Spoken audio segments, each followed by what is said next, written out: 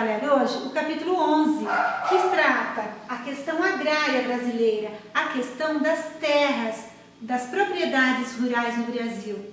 É um tema muito interessante porque a gente começa falando que antes de 1960, ou seja, antes da Revolução Verde chegar ao Brasil, aqui a produção era feita de forma tradicional, com técnicas simples, rudimentares.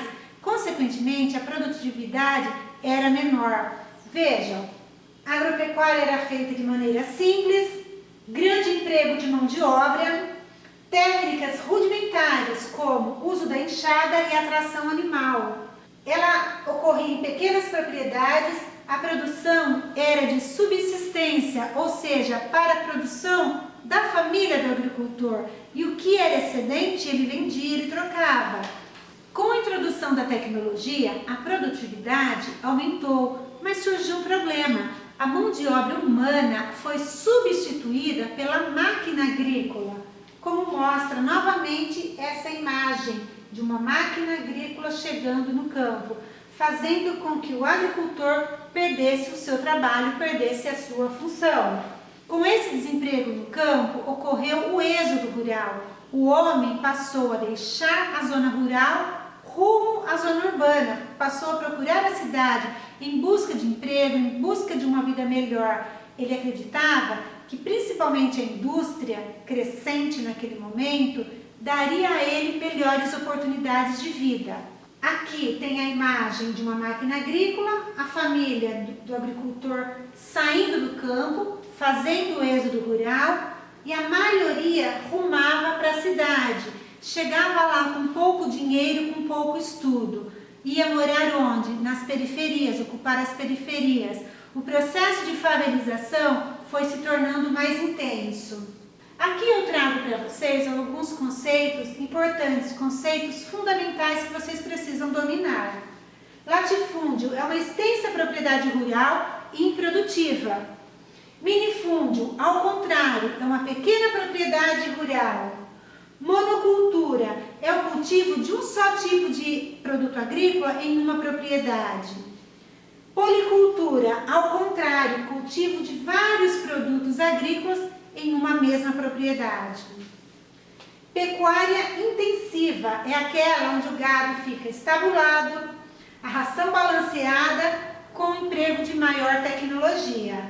Pecuária extensiva, o gado solto nas grandes propriedades, com pastagem natural e menor intervenção tecnológica.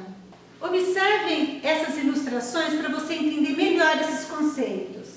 Latifúndio, uma grande propriedade improdutiva, ou seja, que não cumpre a função social, que é produzir. Minifúndio, uma pequena propriedade rural, um sítio, uma roça. Monocultura, quando o agricultor cultiva apenas um produto nas terras. Policultura, quando cultiva vários produtos agrícolas. A utilização das terras no Brasil. Aqui já de cara você observa, é o prato da maioria do povo brasileiro, com arroz e feijão. As lavouras de arroz e feijão têm perdido cada vez mais espaço para outras atividades, mas nós temos que nos lembrar de que o arroz e o feijão são a base alimentar da maioria do povo brasileiro. E são 3 os motivos. Vamos conhecê-los? Primeiro, perdido o espaço para o cultivo da soja e do milho, para exportação ou para a agroindústria. Segundo, perdido espaço para o cultivo da cana-de-açúcar, principalmente para a cana-de-açúcar voltada para a produção do etanol, o principal biocombustível do Brasil hoje. Terceiro motivo, para as áreas de pastagem do gado no sistema extensivo. Essas imagens ilustram bem essa explicação. O arroz e o feijão perdendo espaço para a soja de exportação e para o milho. O cultivo da cana-de-açúcar, principalmente voltado para a produção do etanol nas usinas. E aqui a pecuária extensiva, o gado criado em grandes áreas, são grandes áreas de pastagem subaproveitadas. Quais são as questões fundiárias do Brasil? Quais são os principais e mais graves problemas do Brasil relacionados à terra? Vamos conhecer? Primeiro, a má utilização da terra ou o subaproveitamento da terra. Como assim? Apesar do Brasil ser um país que dispõe de tantas terras, grande parte é utilizada para agropecuária, para pastagem do gado criado solto nas propriedades. E esse espaço poderia ser melhor utilizado no sistema da pecuária intensivo, sobrando espaço para a produção de alimentos básicos para a população. Segundo motivo, ociosidade. No Brasil há muitos latifúndios, há muitas terras improdutivas e está na Constituição Federal de 1988, a nossa última Constituição, de que toda terra deve cumprir sua função social. Função social significa toda terra tem que ser produtiva. Não é possível admitir no Brasil grandes áreas que não produzem nada em termos de agricultura, de pecuária, de extrativismo, nem atividade alguma. Terceiro problema, a estrutura fundiária, a forma como a terra está distribuída, a terra está dividida. Nós já sabemos que o Brasil é um país com um grave problema da concentração das terras. Algumas poucas pessoas muito ricas, grupos muito ricos, detêm grandes áreas sem fazer produção alguma, nem agricultura, nem pecuária, nem extrativismo, nem coisa nenhuma. E como eu disse anteriormente, toda a terra improdutiva está sujeito à reforma agrária, que é o assunto que já vou explicar já já. O que explica essa concentração de terra? É que os pequenos agricultores, muitos deles não conseguindo pagar suas dívidas junto aos bancos, perderam as terras por causa dessas dívidas. Outros agricultores pequenos, antes de perdê-las, preferiram vender para os grandes, os ricos, os poderosos, antes que se afundassem mais em dívidas. De forma que esses grupos ou essas pessoas foram adquirindo grandes porções de terra.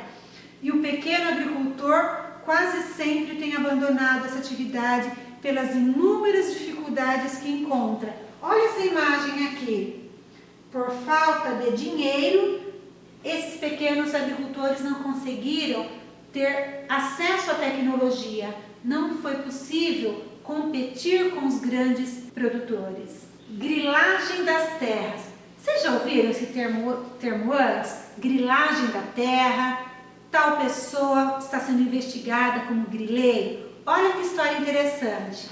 No passado, pessoas desonestas pegavam documentos falsificados, colocavam em caixas com grilos de outros insetos para que esses bichinhos dessem uma cor amarelada, envelhecida no documento, para provar que era documento verdadeiro, o que não era. Hoje em dia não tem mais necessidade de pegar grilo e colocar numa caixinha. Hoje existe a tecnologia infelizmente, para falsificar documentos, e aí esses criminosos apresentam esses documentos falsificados e tentam passar nos cartórios para reconhecer como suas as terras. É um documento, então eles têm um título falsificado. Reforma agrária. Reforma agrária. O que seria reforma agrária? É uma reorganização em toda a estrutura de agricultura, de terras, de distribuição de terras no Brasil. Essa reforma começaria pelo seguinte: as terras ociosas, as terras que não são utilizadas, os latifúndios improdutivos, seriam tomados pelo INCRA, Instituto Nacional de Colonização e Reforma Agrária. Mas não no sentido de que o dono perde e pronto. Essas terras são pagas. Ele vai receber o dinheiro que o INCRA considerar razoável. Pois bem, essas grandes áreas serão divididas em pequenos lotes, pequenas roças, e serão entregues aos sem terra. Também não no sentido de, oba, ganhei uma terra. Ninguém ganha nada, ninguém tem que ganhar nada.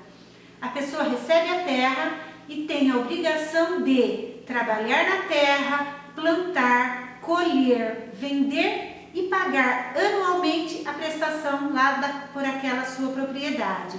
Então, observe, se tudo isso for feito, se o latifundiário aceitar e não contestar a desapropriação, ficar com o dinheiro lá destinado e não contestar a desapropriação das suas terras, se o ex-sem terra recebe a terra e trabalha na terra, faz com que ela produza, ele vai vender aquela produção e pagar, honrar aquele compromisso de pagar pela sua terra.